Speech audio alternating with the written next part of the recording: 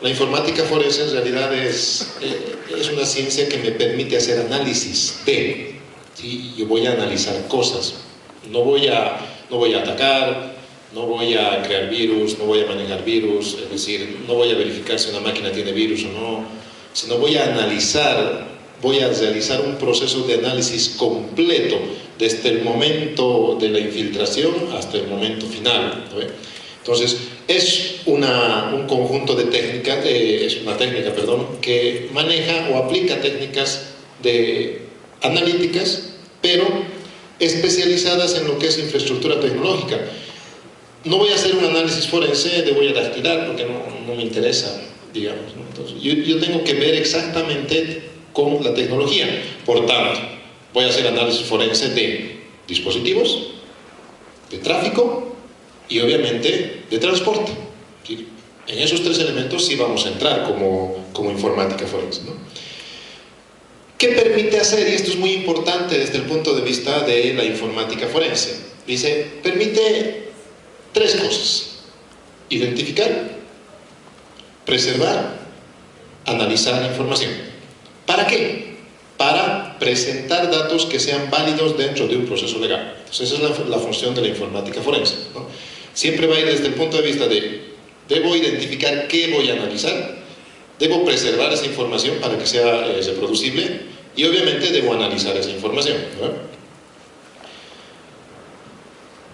Lastimosamente, y digo lastimosamente, a diferencia de otras ciencias, la informática forense es quizás una de las técnicas que requiere más avance tecnológico. Identificar un virus, técnicamente, desde el punto de vista técnico y desde el punto de vista de programación de lo que nos interesa, se puede hacer con una máquina del 90, se puede hacer con una máquina del 2000, se puede hacer con un sistema operativo del 80, se puede seguir programando y manejando con un lenguaje de programación creado en el 90, ¿sí? Lo puedo hacer. Entonces no necesito tener el último lenguaje de programación para poder hacer un análisis de virus, por ejemplo, ¿sí? De seguridad tampoco, porque finalmente lo único que voy a trabajar a nivel de redes sobre protocolos, y el protocolo ha sido creado en el 60, hasta ahora no ha sufrido modificación, sigue siendo el protocolo IP. Entonces, en cambio, desde el punto de vista de un análisis forense, la cosa cambia, ¿sí?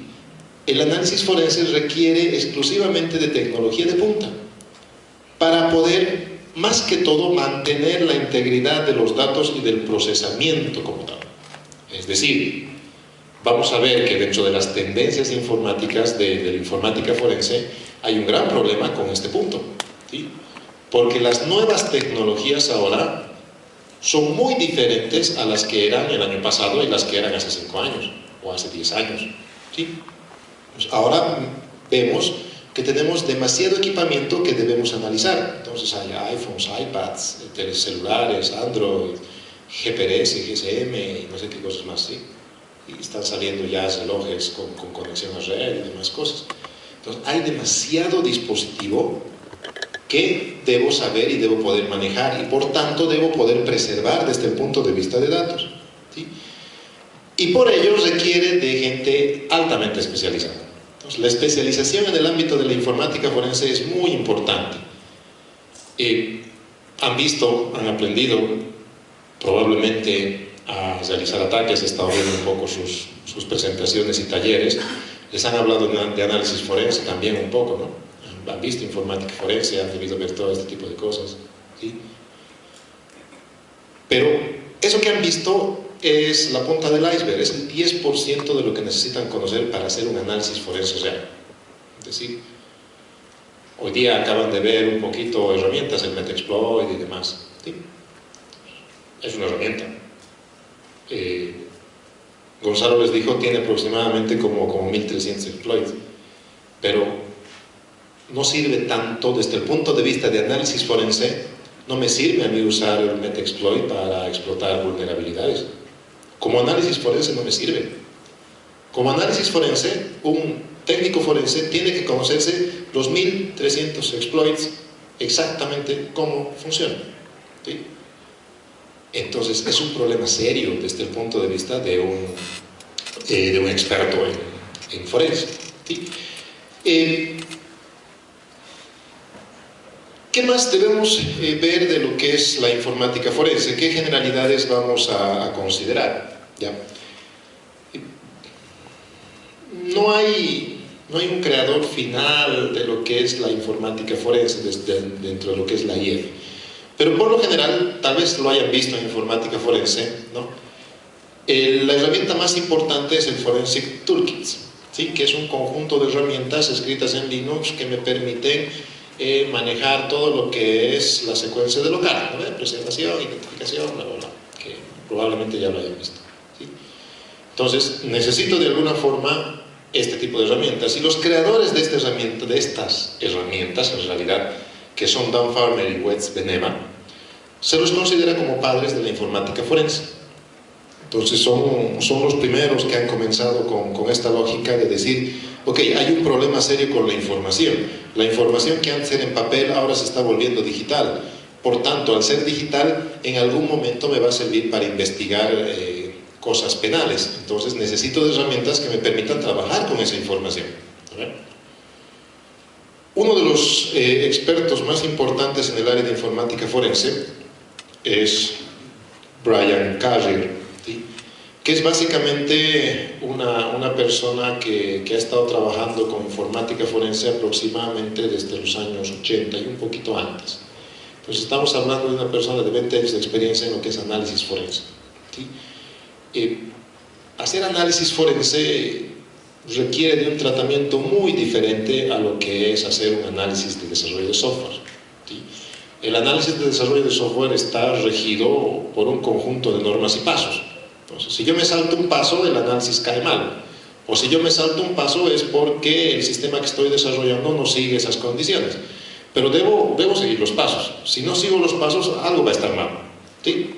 El sistema no va a ser eficiente, el sistema va a estar mal hecho, el sistema va a tener muchos parches, no, lo normal, ¿sí? Muchos han hecho sus proyectos, o muchos están haciendo sus proyectos, y todos en algún momento en su vida van a desarrollar software. Por tanto, tienen que seguir un conjunto de pasos. El análisis forense no, ¿sí? El análisis forense es quizás dentro de las técnicas de análisis, porque hay un montón de técnicas de análisis, ¿no? Análisis de desarrollo de software, análisis de una cosa, etc. Es una de las técnicas que en realidad no sigue estrictamente un conjunto de pasos, ¿sí? Sino dependen en particular de la capacidad y habilidad del técnico forense. Entonces, obviamente, nosotros como técnicos forenses, si no tenemos herramientas de última punta o de última tecnología, entonces obviamente no voy a poder hacer nada. Es decir, no me sirve de nada ser un experto en forense si no tengo una herramienta que me permita capturar información a nivel GSM que un celular envía por la red. No me sirve de nada, ¿no? Puedo estudiar años y años, pero si no tengo el equipito, no me sirve. Entonces son elementos importantes, ¿ya? Ok, vamos a ver algunos detallitos más de lo que es la informática forense. ¿Cuál es el objetivo de la informática forense? Obviamente es solucionar problemas tecnológicos, más que todo, pero relacionados con seguridad informática, ¿no? Básicamente el estudio de la informática forense, como dice la presentación, de alguna manera me debe permitir a las instituciones, a las organizaciones, lograr identificar de alguna manera qué problemas han tenido con su información, desde el punto de vista de la privacidad de datos, ¿sí? Desde el punto de vista de la competencia desleal. No necesariamente un ataque, un virus, como han visto, un exploit, sirve para ganar dinero, ¿sí? Simplemente puede servir para generar una competencia desleal. Es decir, pongan el ejemplo claro, ¿sí? Ahorita, dos de las empresas de búsqueda en Internet más grandes saben que son el Bing de Microsoft y el Google, ¿no? Entonces, Microsoft tranquilamente, tal vez lo ha hecho, no tengo idea, pero tranquilamente puede generar y puede realizar un ataque a Google simplemente para desprestigiar la empresa, ¿no? Y hacer ver que las búsquedas no son correctas, darles un problema, han visto un poquito de hacking y demás. Entonces, a eso se llama competencia desleal. Entonces, no necesariamente el análisis forense significa que yo he robado un banco, ¿no? Que yo he tenido algún problema legal y he eliminado evidencia, fotografías, documentos. No necesariamente el análisis forense va a ir en ese sentido. Entonces puede también manejarse desde el punto de vista de la competencia desleal, fraude, robo, ¿no? Espionaje industrial, ¿sí? Han debido saber que hace unos 5 o 6 meses más o menos, ¿no? Se ha acusado a China de que estaba haciendo hacking en los Estados Unidos a las empresas más grandes exclusivamente para obtener información, no para arruinar sus servidores, no para ponerles virus, para nada, simplemente para obtener su información, es decir, para hacer espionaje industrial. Hay un problema con la informática forense. Uno, no existen estándares, no hay un estándar como UP, no hay un estándar como Scrum, como XP, ¿sí? No existe un estándar. La mayoría están basados en lo que son los estándares de procedimientos legales, pero eso no se aplica a lo que es software, ¿no? Pero bueno, no hay un estándar real. Hay avances dentro de la tecnología, algunos avances, desarrollos parciales, lo que son el C4PDF, denominado Código de Prácticas para Digital Forensic, ¿sí? Que básicamente son políticas de desarrollo para manipulación y manejo de información digital, ¿sí? El Open Source Computer Forensic, que eso lo pueden encontrar en internet, está abierto, es un manual bien grande, que me da una guía práctica de cómo hacer todo el proceso de mantenimiento, manipulación y análisis de información o de información digital, ¿sí? Y finalmente el Training Standards and Knowledge, Skills and Abilities, ¿sí? Que eso ya es un avance más importante a nivel de un organismo internacional. Los otros simplemente son propuestas de gente, de analistas forenses, que durante todo este año de trabajo que han tenido simplemente van dando sus recomendaciones, ¿no? El último, en cambio, ya está normado por un organismo internacional, que es el International Organization on Computer Evidence, ¿ya? Que es el organismo más grande que agrupa un poquito a todos los analistas forenses a nivel internacional. ¿Sí? ¿Para qué sirve la informática forense? ¿Sí? Básicamente la función más importante de la informática forense es la que está ahí. Obviamente en internet, en libros de informática forense van a encontrar un montón de cosas para qué sirve, ¿no? Pero lo más importante dice que es la informática forense de alguna manera debe garantizar, ¿sí?, que todo lo que estoy manejando desde el punto de vista digital, ¿sí?, me debe servir en algún momento para plantearlo o para manejarlo en un juicio penal, ¿sí? Es decir, debo garantizar que la efectividad de las políticas de seguridad y la protección de datos, tanto la información como las tecnologías, ¿sí?, me permitan gestionar mejor la información. ¿Cuál es la idea? ¿En qué consiste todo esto? Consiste en investigar los sistemas a fin de detectar fallas, evidencias, vulneración o lo que es problemas de seguridad en estos, ¿no?, como tal. ¿Ya? Tiene varias finalidades, ¿sí?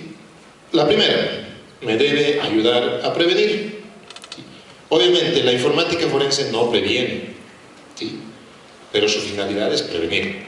En algún momento me puede servir para prevenir. Yo puedo hacer un análisis forense antes de que ocurra una infiltración, antes de que ocurra un robo, antes de que ocurra algo, ¿sí?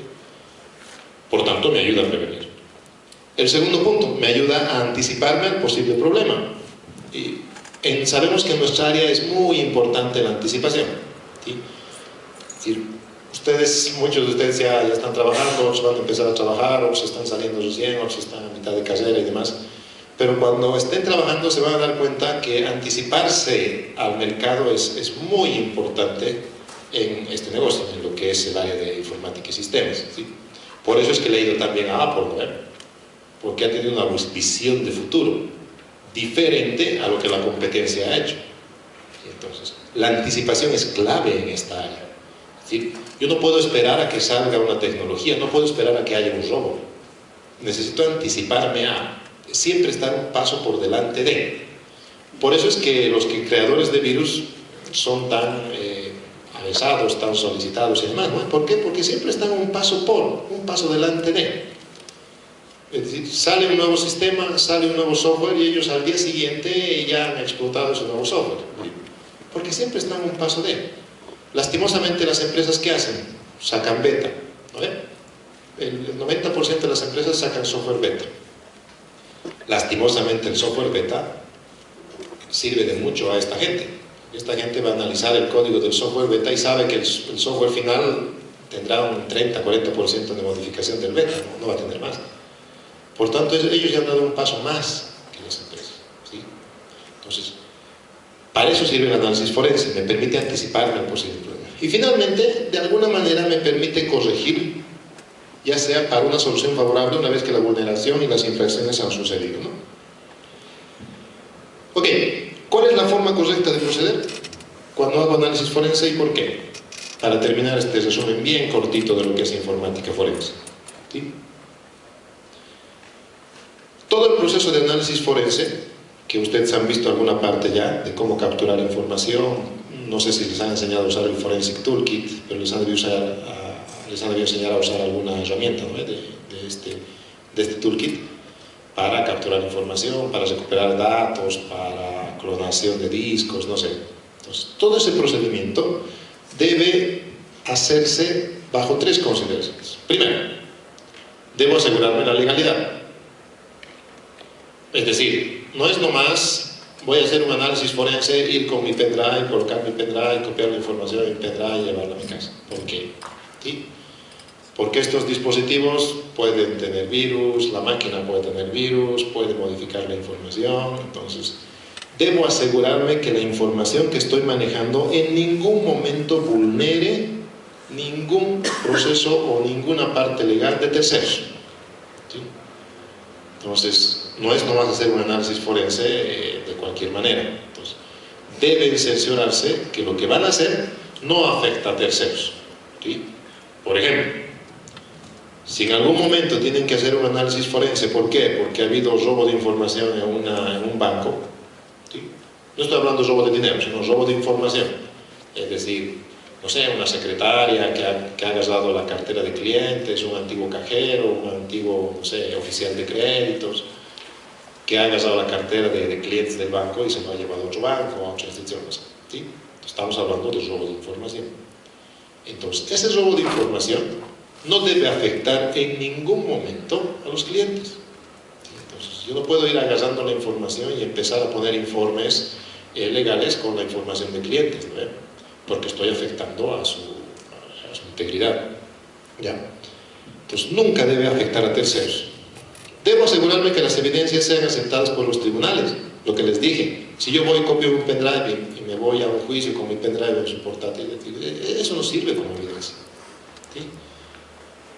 Si yo en algún momento quiero hacer un análisis forense y resulta que la máquina ya no sirve, tendré que intentar recuperar el disco, tendré que agarrar el disco para llevar la información. Pero ¿quién me asegura que el disco es de la máquina? ¿Sí? Entonces, hay un procedimiento legal, ¿sí?, con normas legales, que me permite hacer que esa información que yo voy a sacar cumpla su objetivo, que es ser válido para un proceso legal. Se han debido enterar que, por ejemplo, grabaciones de video, grabaciones de audio, por lo general, por lo menos en nuestra legislatura, no es válido como evidencia legal, ¿no? Es decir, que su voz salga en una grabación no hace que sean culpables, por lo menos en nuestra legislación, hasta que se cambie. Obviamente sí es un buen elemento para comenzar un proceso y hacer investigación, pero no es una prueba definitiva. Debería, tal vez no tengo idea. Eso ya la gente de abogacía sabe mejor que yo. Pero bueno, nosotros nos tenemos que asegurar que todo el procedimiento sea legal, ¿ya? Y finalmente, si hay un litigio, es decir, si hay un problema legal, debo cerciorarme que todo el trabajo que estoy haciendo debe lograr una resolución favorable, ¿sí?, independientemente de que afecte a X o afecte a Y. Cuando ustedes hacen un análisis forense, en realidad les va a contratar a alguien, un litigante, una de las partes les va a contratar para hacer el análisis forense, ¿sí? No les contratan las dos partes, por si acaso. Es decir, cada parte contrata a su propio analista, a su propio perito, le llaman ellos, que hace el análisis forense. Entonces, una de las partes les va a contratar. Pero ahora, el resultado de su análisis tiene que ser lo suficientemente objetivo, ¿sí? Independientemente de colores, de sabores y demás, ¿sí? Para lograr lo que dice ahí, un resultado favorable. Obviamente lo ideal es que la gente que les ha contratado tenga la razón, pero no necesariamente eso. ¿Ya? Y ustedes van a ver, si en algún momento hacen análisis forense, van a ver lo difícil y lo complicado que es hacer un análisis forense de datos para decir, ok, si están haciendo un juicio a una persona porque ha robado algo, es decir, desde mi punto de vista, desde mi criterio, con todo el tiempo que he estado haciendo análisis forense, es muy difícil decir si él es el culpable. Yo no puedo ir a un juicio haciendo análisis forense y directamente apuntar a una persona diciendo que es culpable. ¿Sí? Eso no es un análisis objetivo, desde el punto de vista de análisis forense. Desde el punto de vista de análisis forense, yo sí puedo decir, alguien, no sé quién, porque no lo he visto, ha manipulado la información de esta forma, se ha borrado, se ha modificado. Ya serán los elementos policiales, peritos policiales, los que identifiquen quién lo ha hecho. Pero desde el punto de vista de datos, a mí me interesa que ha habido modificación, que ha habido cambio, que se ha borrado, que se ha aumentado, que se ha cambiado. Eso es un análisis objetivo. Eso es un resultado favorable. ¿Ya? Ok, pero esas cosas de informática forense, herramientas, análisis forense y demás, cuando comenzaba la charla les decía, lastimosamente cambia demasiado. ¿Cuál es la tendencia ahora? ¿Cuál es la tendencia? ¿A dónde estamos yendo? Estamos hablando de datos, ¿a ver? Estamos hablando de información digital, es decir, de información que puede manejar un celular, información que puede manejar un iPhone, un iPad, ¿a ver? Una PC, una portátil. ¿Cuál es la tendencia generalizada en este momento? ¿Sí? ¿Saben? Antes la tendencia era tener una portátil, una PC, ¿no? Después la tendencia ha sido comprarse una portátil.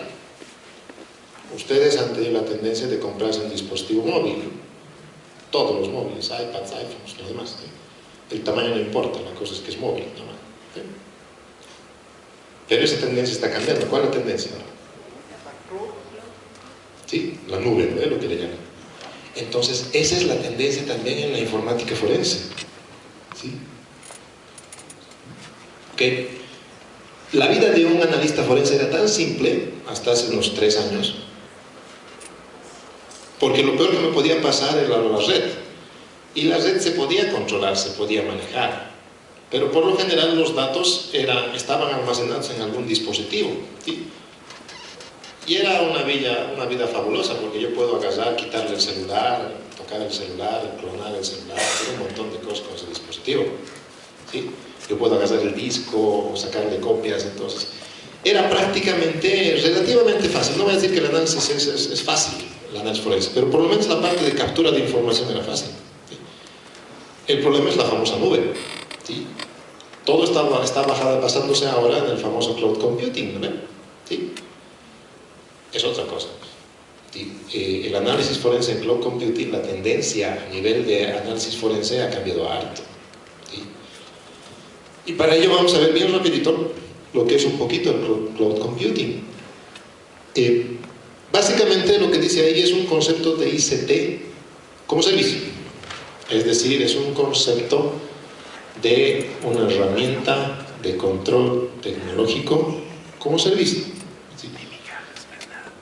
La tendencia normal, convencional, en la que nosotros somos dueños de la información y ese conjunto de papeles que tenía en mi escritorio lo tenía que pasar a un servidor.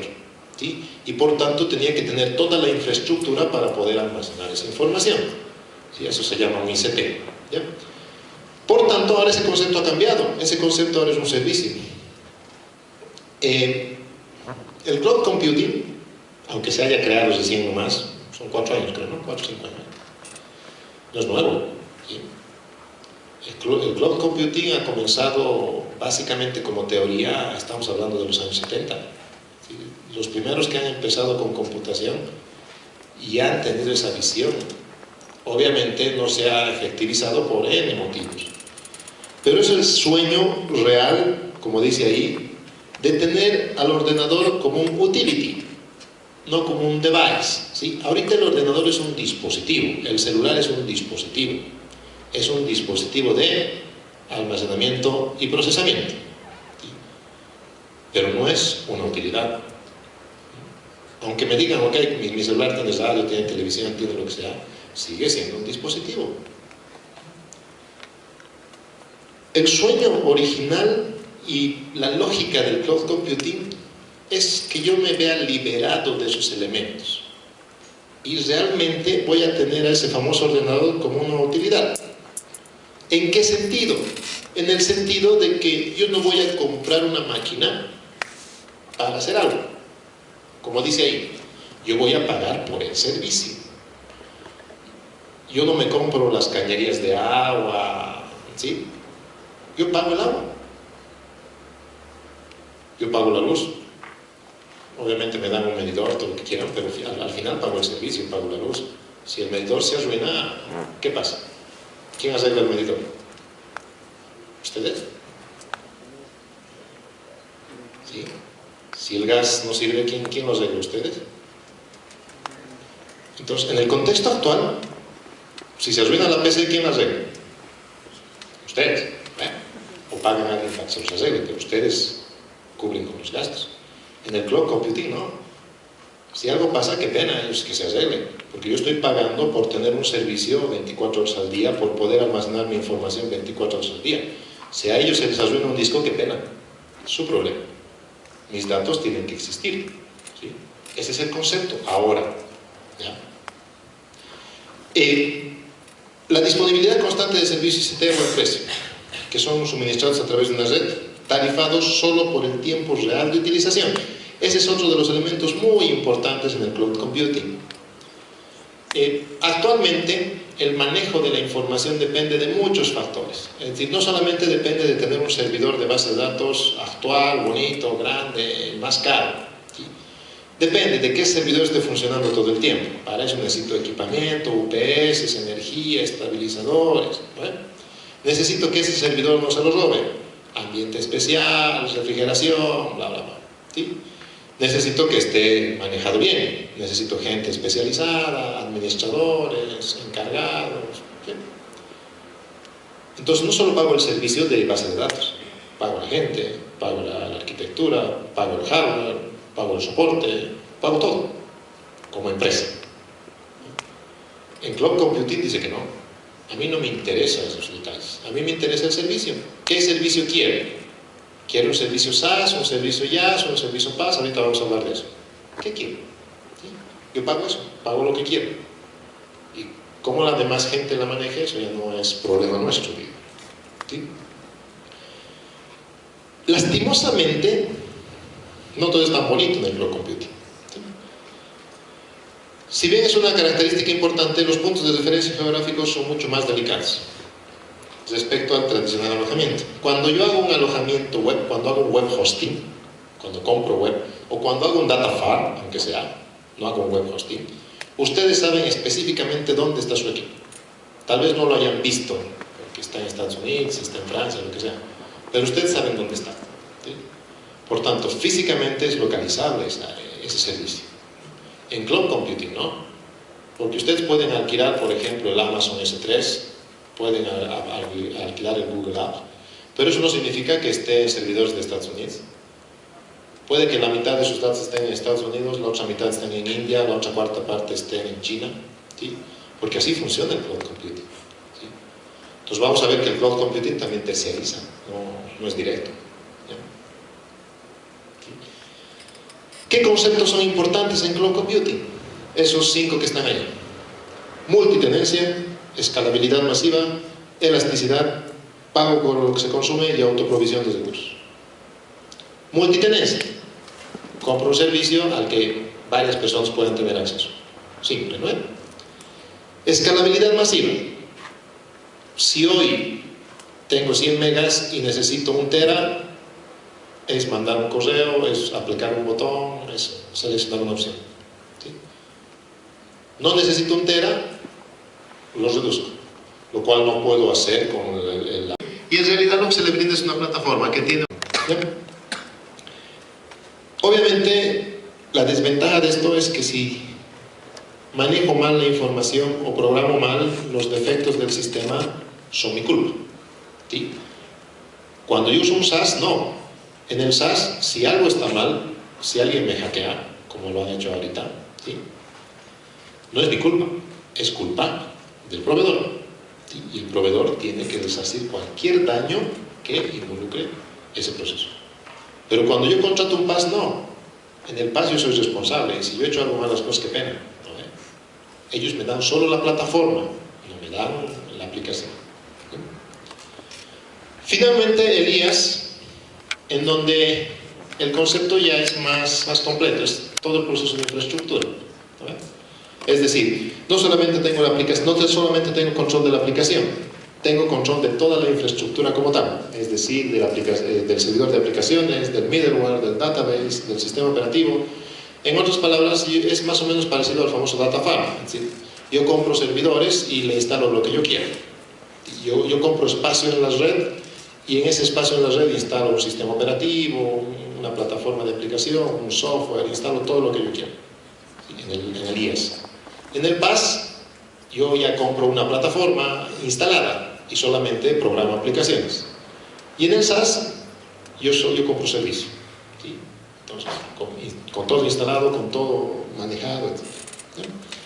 Entonces, es un centro de datos virtual. Amplía la libertad de elección de sistemas, comporta la gestión lógica del sistema y las responsabilidades compartidas entre el cliente y el CCP. El CCP es el Cloud Service Provider, ¿ya?, el proveedor de servicios de la nube, ¿no? Que algunos ejemplitos, algunos de ustedes deben conocer, especialmente el Dropbox, ¿no? El 90% de ustedes ha de usar o ha de ver o alguna vez les han mencionado que existe. Todos esos son Cloud Services, CCPs en realidad.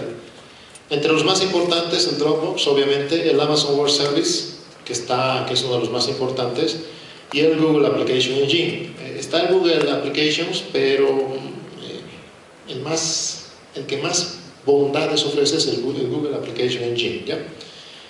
Después están los otros, ¿no? El Rackspace, el Windows Azure, el Salesforce y demás, ¿no? Los más conocidos, obviamente, el Dropbox, y los que manejen libros e información digital de bibliografía, el Amazon, obviamente, Web Service, ¿no?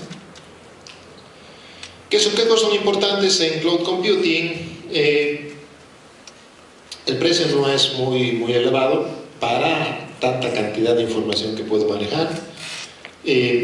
Las economías de escala en la adquisición de bienes y servicios, es decir, desde el punto de vista de organización, invertir en herramientas o dispositivos de almacenamiento me resulta muy caro. Y crecer me resulta más caro todavía. ¿Por qué? Porque cuando yo quiera crecer, la tecnología que he comprado hace 6 años ya no sirve, tengo que comprar nueva tecnología. Y es básicamente comprar todo de nuevo, ¿no? Entonces, muchos de ustedes, los que estén trabajando y sean administradores de sistemas o administradores de red y demás, se van a dar cuenta que comprar memoria para un servidor del 2005 es virtualmente imposible, ¿no? Hay que ir a fabricar, traer de Estados Unidos y no sé qué yo. Entonces mejor, y si quiero migrar, quiero subir un procesador, pero todavía, ¿qué hago? Tengo que comprar un servidor, no me queda otra si quiero crecer. Es complejo. Pero en cambio, en un cloud no. Quiero crecer procesador, le pago más y es inmediato. Y no tengo que pagar el doble de. Va a ser significativo, digamos. Si he alquilado el servicio por, póngale un precio, $500, duplicar procesador será $50 más, $100 más. Más o menos esa es la relación. Entonces me resulta re barato, ¿no? El uso del hardware básico, los famosos codes, Community Off the Shelf, ¿no? Hay un montón de software preinstalado, preconfigurado, con todos los parches de seguridad. Saben ustedes que cuando hago o guardo información me tengo que estar preocupando que esté con el parche, que si es Windows Service Pack, que si es Linux esté con el kernel X, porque si está con el kernel Y, grave, que si tengo Linux, si tengo DNS, que el DNS sea la última versión, que hay 20 tipos de DNS. Un lío grande para alguien que trabaje con administración, ¿sí? Obviamente para la mayoría no importa, está instalado y funciona, listo. ¿Cuándo lo modifico? Cuando hay un ataque. Pero si vamos a hacer bien nuestro trabajo, es complejo. porque tengo que estar viendo constantemente qué vulnerabilidades nuevas hay, qué nuevos ataques hay, qué cosas pasan, qué servicios hay, etcétera, etcétera.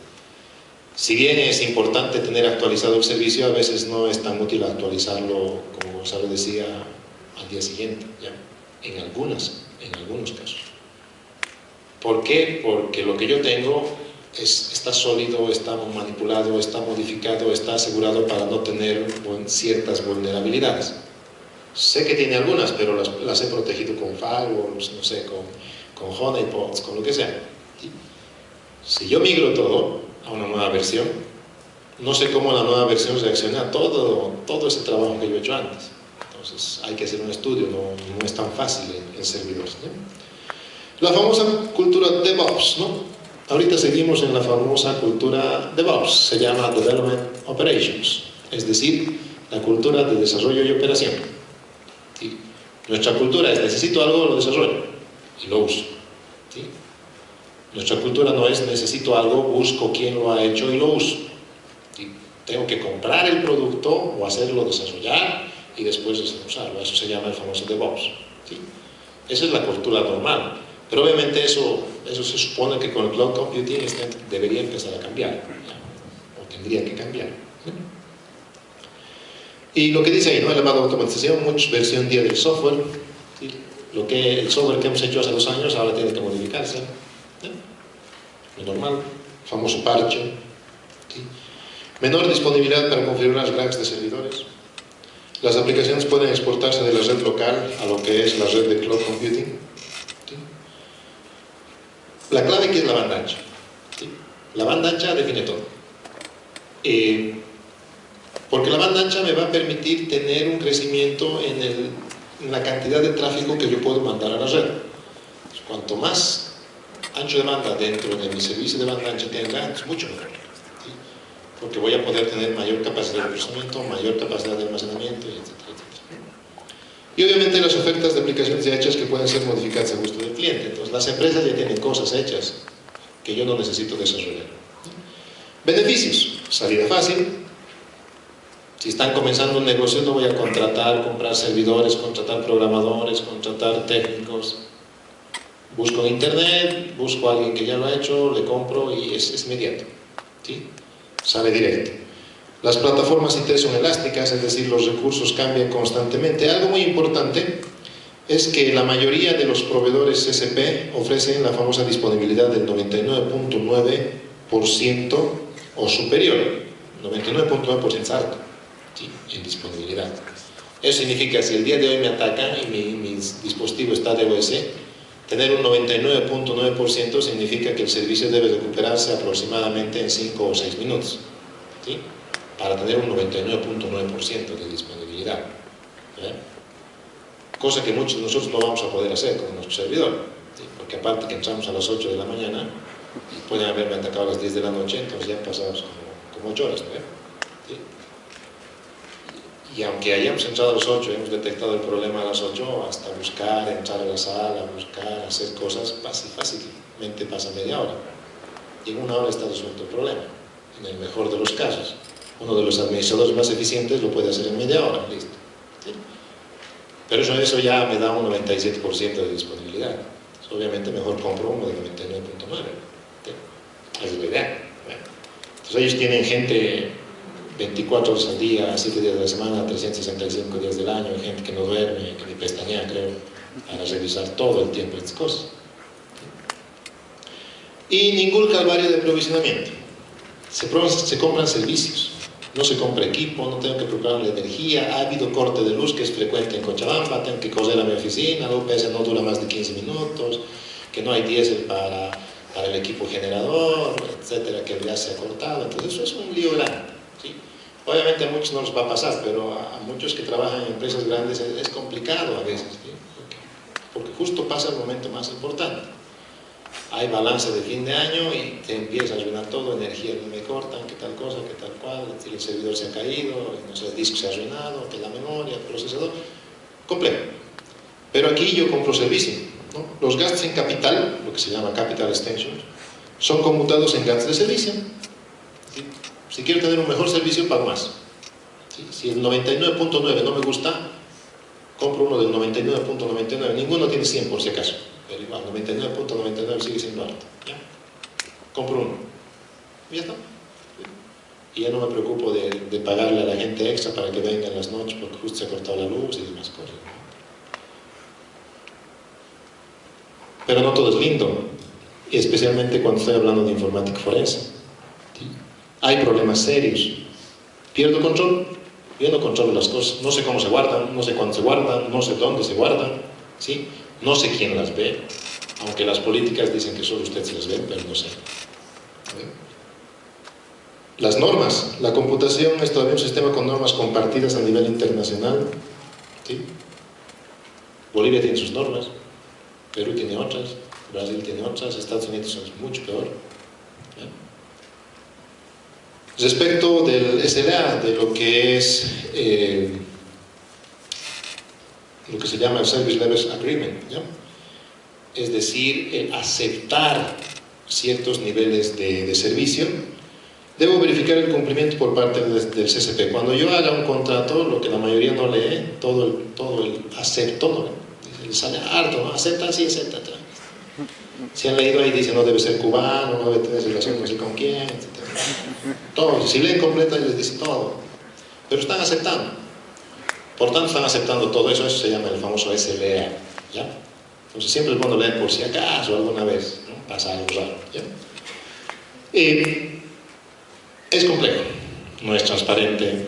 Obviamente las empresas siempre lo van a hacer a su favor, y como es por internet, y yo ni siquiera leo, simplemente pongo a aceptar, sí, enter, entonces es un poquito complejo ese proceso, ¿ya?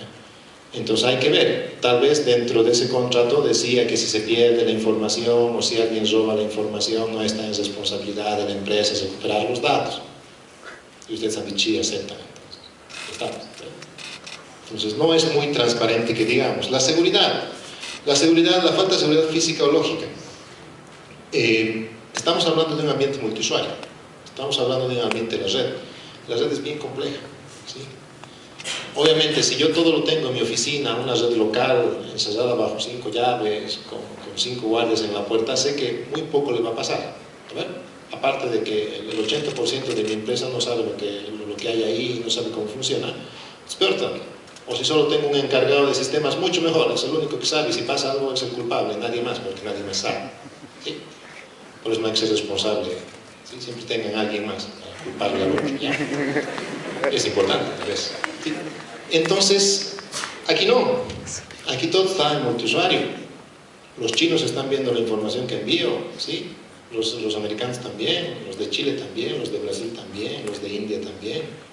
Entonces, no sé quién está capturando la información, si alguien la ha capturado o no la ha capturado, no tengo idea. Y es compleja la seguridad. La concentración de valor. Como los bancos, las plataformas de los CCP son objetivos atractivos. Obviamente, si todo está concentrado en un cloud, Amazon Web Service, el Google Applications, entonces no voy a estar preocupándome de atacar a la empresa que vende computadoras de la esquina, ¿no? Mejor ataco a ellos, que la empresa que vende computadoras tiene su web hosting ahí. Entonces, ¿para qué le voy a atacar a él si puedo atacar a la nube? Entonces, la concentración es complicada, es compleja, ¿ya? Y finalmente, el bloqueo. Eso es un problema serio para la informática forense. Si el CCP usa un formato de datos propietario, que la mayoría lo hace, ¿sí? Obviamente es muy difícil y a veces imposible, a no ser que el CCP me dé permiso, que dudo, ¿sí? De poder hacer que el usuario cambie de proveedor, ¿sí? Porque la información que tengo ya está codificada para que solamente ellos la manejen. Por tanto, si quiero cambiar algún día de proveedor, ellos me van a devolver la información en su formato. ¿Quieres cambiar? Aquí está. Pues sí. Obviamente otra empresa no lo va a reconocer, ¿eh? Si se pierden los datos, me va a decir aquí está lo que hemos recuperado, puedes analizarlo, ¿eh? Como analista forense así les dan. Ellos les dan una copia, les dan un log, les dan una copia del servicio y listo, ustedes analizan. Pero la información está encriptada, la información está codificada, etcétera, ¿no? No es un archivo Word que van a ver. El Word que han subido ya no es Word, no sé qué será. Entonces es complicado esas cosas. Finalmente, el migrar de lo normal al cloud computing, no es un problema. El problema no está ahí. El problema está en el risk management, que se dice. Es decir, la administración de riesgos, ¿no? El problema está ahí, ¿ya? Finalmente, el cloud computing me sirve para ayudar a como informática forense, es decir, ¿me sirve en algo en la informática forense? Probablemente no, ¿sí? Probablemente me va a dar más dolores de cabeza que beneficios a nivel de informática forense, ¿sí? Pero bueno, tengo que entrar en ese tema, ¿no? Entonces, gracias a la enorme variedad de tecnologías, ¿sí? La red forense, la informática forense, puede representar un desafío mucho más grande que la informática forense convencional, ¿ya? Porque hay muchos elementos que debo considerar, hay más permisos que debo pedir, hay más leyes que debo conocer. Porque si hago un análisis forense de alguna información de nuestra empresa local, lo único que tengo que saber es el Código Civil y el Código Penal, nada más, ¿sí? Pero si hago análisis en la nube, tengo que saber el Código Civil de Estados Unidos, el Código Penal de Estados Unidos, de Francia, de no sé quién, de Bélgica, no sé dónde estará mi información. Y cada uno tiene sus propias políticas. Tengo que saber todo eso. Tengo que saber a quién mandar carta, cómo mandar la carta, cuándo mandar la carta, cuándo fenece la carta, ¿sí? Entonces hay un procedimiento legal involucrado que obviamente los abogados saben, pero igual, aunque sepan, tienen que saber de leyes internacionales, ¿no? Entonces es más complicado, ¿ya? Lastimosamente, hay un montón de técnicas hechas por el NIST, por ejemplo, como el SP886, que en realidad es una norma para hacer manejo, manipulación de datos en informática forense, ¿sí? Cómo resguardar la información, cómo manejar la información, cómo sacar un disco, cómo hacer una copia de un disco para recuperar la información y hacer análisis. Toda esa tecnología, todo ese conjunto de información creada hace 6, 7 años ya no me sirve. ¿Por qué? Porque primero no tengo el disco, no sé dónde estará, ¿sí? Segundo, no dependo de ir a buscar el disco porque ni siquiera lo voy a poder hacer. Tengo que pedirle al CCP que me mande. Tengo que confiar en lo que el CCP me manda, ¿sí? Si el CCP le quita un bit, ya está, ya no sirve. Pero lo puede hacer, si quiere, porque yo dependo de él, ¿ya? Otro problema es que los dispositivos electrónicos son cada vez más heterogéneos, capaces y conejos. El 70% de los dispositivos actuales que están saliendo desde hace 2 años tienen capacidades directas de conectarse al famoso cloud, a la nube. El 70%. Eso significa que de esta sala, unos 15 no tenemos un dispositivo que puede conectarse a la nube, los demás sí, ¿ya? Entre ellos me incluyo, por si acaso, yo soy del 15%, igual. Un caso forense medio requiere mucho espacio en el disco y una gran potencia de procesamiento. Y si está en la nube, mucho peor. ¿Por qué? Porque cuando hago un análisis forense de un servidor, yo sé que el servidor tiene 2 teras, por tanto me compro un disco de 4 teras externo y copio todo. Pero en la nube no sé cuánto tendré, puedo tener 24 teras, 50 teras, ¿sí? Entonces la capacidad de almacenamiento que se requiere es mucho mayor, ¿ya? Demasiados casos para equipos de expertos que están infradimensionados, es decir, hay tan poco experto en forense y en la nube hay un montón de información que se puede perder, por tanto no tengo tiempo, ¿no? Recursos económicos limitados, ¿sí? Necesidad de realizar un análisis global del patrimonio, ¿sí? Y voluntad de acceder por vía remota a los resultados, ¿sí? Si me contratan para hacer un análisis forense y a mí se me ocurre no tener internet en mi casa, entonces no me sirve de nada. Tengo que buscar un café, buscar un lugar en internet, porque todo está en internet, ¿sí? Si no estoy en condiciones de poder conectarme a la red o no quiero conectarme a la red para hacer el trabajo, porque sé que ese trabajo lo pueden capturar, lo pueden modificar mientras yo estoy haciendo el trabajo, ¿sí? No necesariamente tengo que confiar en el CCP, tengo que confiar en la red.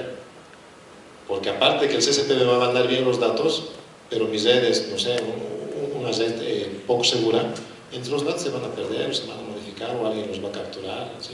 O la otra parte, la contraparte, va a tener a su gente que en vez de estar haciendo análisis forense va a estar hackeando la información para modificarla a su favor, ¿no? Entonces es complicado ese proceso, ¿sí? Ok, hay algunos beneficios, obviamente que sí. Yo puedo aprovechar la nube para la capacidad de procesamiento. Procesar información para análisis forense cuesta mucho a nivel de equipamiento, ¿ya? Pero en la nube no, porque yo mismo puedo instalar un software en la nube que haga un análisis de la nube, entonces tengo mayor capacidad de procesamiento, ¿ya? Las herramientas desarrolladas para la nube pueden avanzar o podrían avanzar de forma horizontal. Las herramientas para informática forense, Forensic Toolkits, crece verticalmente, es decir, necesito capacidad, la implemento, necesito capacidad, la implemento. En la nube no, en la nube el crecimiento es horizontal, ¿vale? Más servicios y mi herramienta va a soportar más cosas, ¿ya? Algo muy importante, los fragmentos de cada resultado podrían ser asignados en paralelo a muchas utilidades, lo cual no puedo hacer ahorita, ¿ya? Las herramientas pueden estar basadas en tecnologías de código abierto.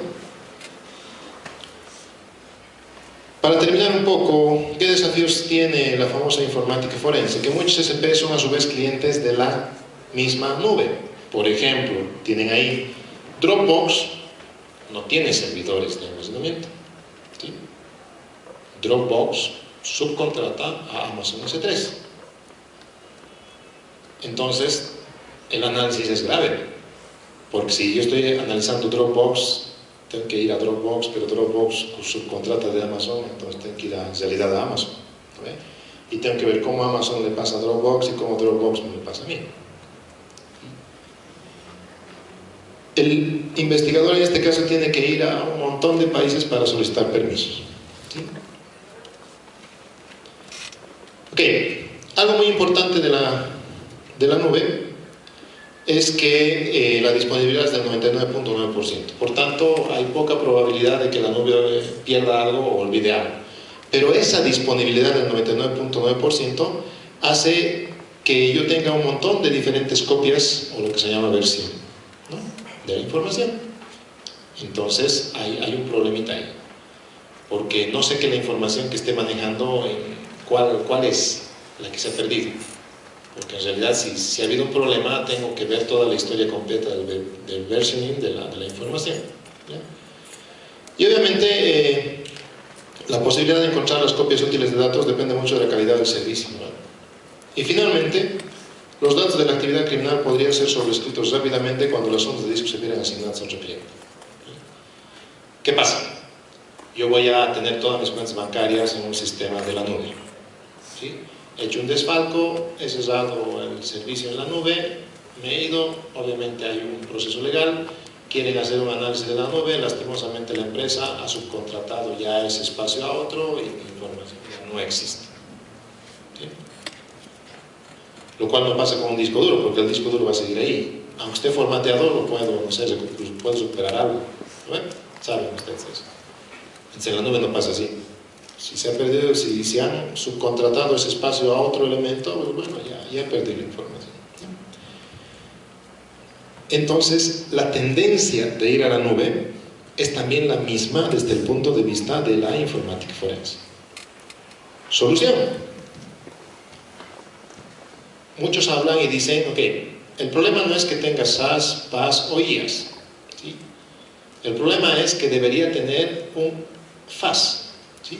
Un Forensic as a Service, es decir, contratar un servicio que me dé todo el resguardo necesario para poder en algún momento recuperar la información y poderle dar un análisis y un tratamiento correcto de la información.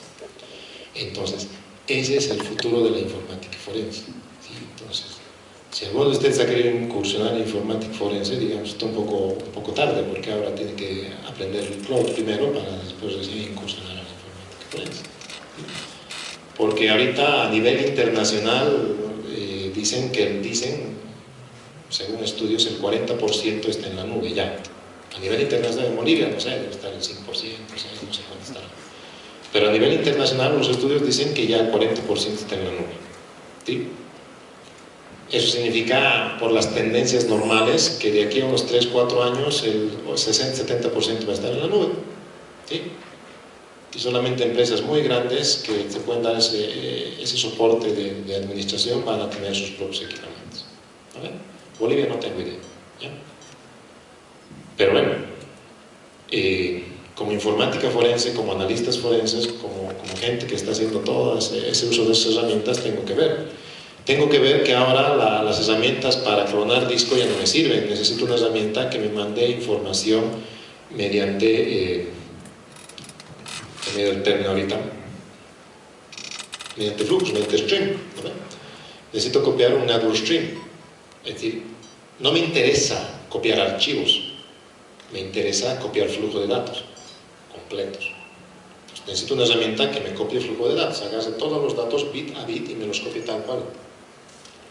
¿Sí? Hay pocas herramientas que hacen eso ahorita. La mayoría de las herramientas de red copian información de red, datos, archivos, videos, upload, lo que sea, pero bajan datos, no bajan bits. Necesito una herramienta que me baje stream, ¿vale? que me baje flujos de datos. ¿Sí? Entonces, ahí estamos un poco en desventaja, ¿no? Como analistas forenses, no tengo herramientas. El crawl es importante, es muy grande e interesante, pero no tengo herramientas. Entonces, algo hay que hacer. Ok, un poquito para no alargar más, tengo en este momento una defensa de tesis, pero básicamente ese es el futuro de la informática forense, ¿no? En algún momento ya hemos hablado de informática forense, les he explicado cómo se hace un análisis y demás, pero esas cositas ya están migrando a lo que es la nube, entonces necesitan conocer estos conceptos que les he hablado, SAS, PAS, IaaS, qué se puede hacer, cómo se maneja. Si no han usado nunca Dropbox, utilicen Dropbox, por ejemplo, porque ahí se van a enterar que en realidad Dropbox no almacena, ustedes no copian datos a Dropbox, ¿sí? Sino transfieren datos a Dropbox. Usted sube un dato, ese dato se maneja y no lo borran en realidad como tal, sino simplemente se quita del servicio y se vuelve a transferir uno nuevo, ¿verdad? Entonces así funciona, digamos, el Dropbox. Entonces no hay el concepto de que yo estoy borrando archivos o estoy copiando archivos, sino hay el concepto de que estoy transfiriendo datos, porque no copian archivos. Dropbox pasa un dato, ese dato lo encripta, lo procesa y lo guarda. Por tanto, no están copiando nada, ¿sí? Están transfiriendo información. Lo mismo va a pasar cuando quieren recuperar. Ustedes no están recuperando el archivo. Recuperan bits, el sistema de Dropbox lo decodifica y se los vuelve a mandar en el formato que ustedes han guardado. Entonces, el concepto cambia. Ok, no sé si tienen alguna duda, algún comentario sobre este punto.